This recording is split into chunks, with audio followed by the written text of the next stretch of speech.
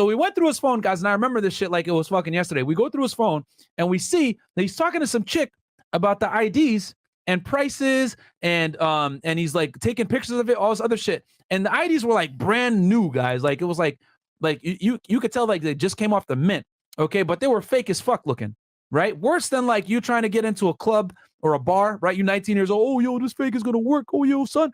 And then the bouncer looks at you like, nope, and just kicks you to the curb and says, get out of here. That's basically what it was. Okay. So these guys had fake IDs, right, with the feds.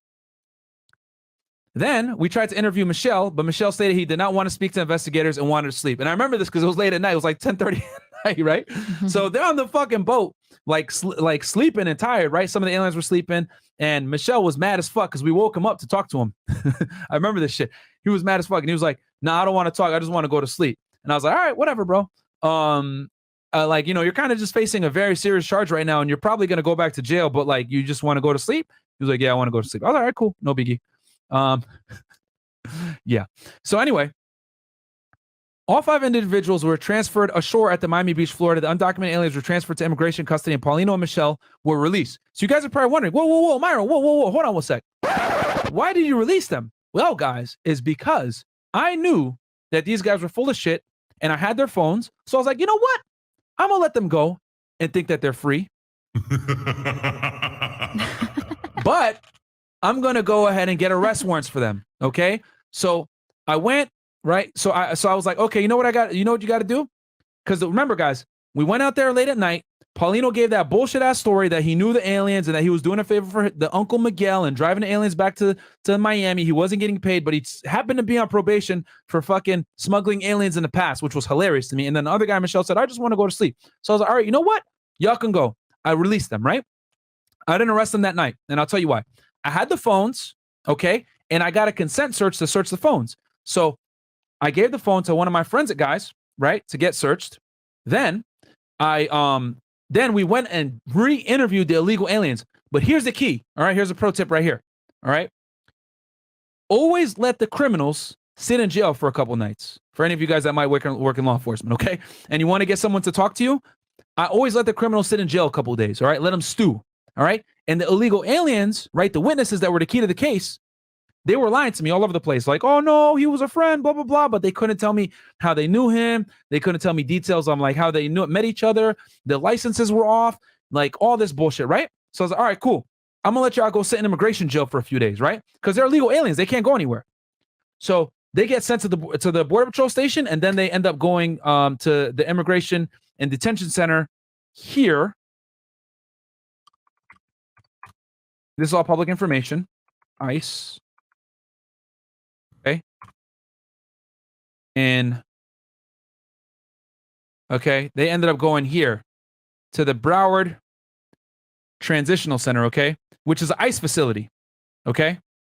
And so I let them go there, right? All right.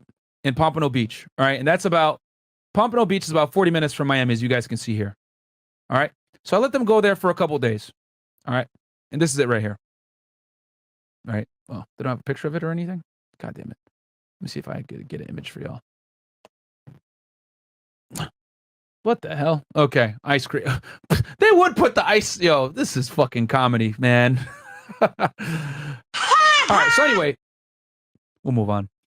So anyway, so they put them in the ice facility, right? So I go there a couple of days later. So on August 20th, right? So a month later, right? So I get all my information together, right? I get the phone information. I get my case together because I'm like, I'm going to go get an arrest warrant for these guys, right? So a month later, on August, or not a month later, almost a month later, a couple weeks later, on August 20th, 2018, HSI investigators interviewed CSB at the Broward Transitional Center, BTC in Pompano Beach, Florida. CSB admitted he paid money to be brought to the United States by a boat and was provided a fraudulent Florida driver's license by Paulino. He stated Paulino was the captain of the vessel and Michelle was his helper. On August 21st, HSI investigators interviewed DFP and JGP separately at the BTC in Pompano Beach, Florida. Each admitted they paid money to be brought to the United States by boat and identified Paulino as the captain and Michelle as his helper from the photo arrays. So I went there, guys, with photo arrays, okay? You go there, it has like 6 different pictures, okay? Or they call it a 6-pack or a photo array. And I showed them which one was a smuggler, and they all identified Paulino and Michelle. All right. So each admitted they paid money to be brought to the United States by boat and identified Paulino as the captain and Michelle's as helper from the photo arrays. They each stated they were provided fraudulent driver's licenses by Paulino. DFP stated Michelle provided them water and snacks while they were on the vessel. DFP stated Michelle also instructed them to take batteries out of their phones and to give him the phones. But Michelle put the phones in a compartment on the vessel. During a search of Paulina's vessel after the U.S. Coast Guard encounter, HSI investigators found multiple cellular telephones and a black bag with the batteries removed. Okay? So JGP stated Paulino told him JGP better pay him because last time an alien inconvenienced him, he got shot. He shot the Cuban alien 2 times for not paying. So one of the aliens got really scared. That's why they lied, guys, to the police, because they were scared of Paulino. And Paulino had a very long criminal history, guys. He was selling drugs in the 80s. He was doing all kinds of crazy shit. He was actually like a connect for a drug plug out in the Midwest somewhere. All right. So based on upon the foregoing, I respectfully believe there's probable cause to believe that Juan Carlos Paulino and Jonas Michel did knowingly conspire to encourage and induce aliens to come to, enter, and reside in the United States, knowing and in reckless disregard of the fact that such coming to, entry, and residence is and will be in violation of law, in violation of Title 8 United States Code 1324, all these subsections, which is human smuggling, guys, right? And then further, your affiant saith not, which is a fancy way of saying I ain't got nothing else to say, motherfuckers. And then wait, can I say something? Yeah, go ahead, please. That's TLDR. What's TLDR? You know what TLDR is? Oh yeah, too long didn't read? Yes. Oh, for further your affiant saith not? Is that what you mean? Yes, TLDR. I'm gonna have to give you a big that wasn't that funny. Like that. You gotta come with a better joke. Oh, come on. I can't handle all that information. I'm not gonna lie. Yeah, I ain't gonna lie. It is kind of redundant. It's kind of annoying.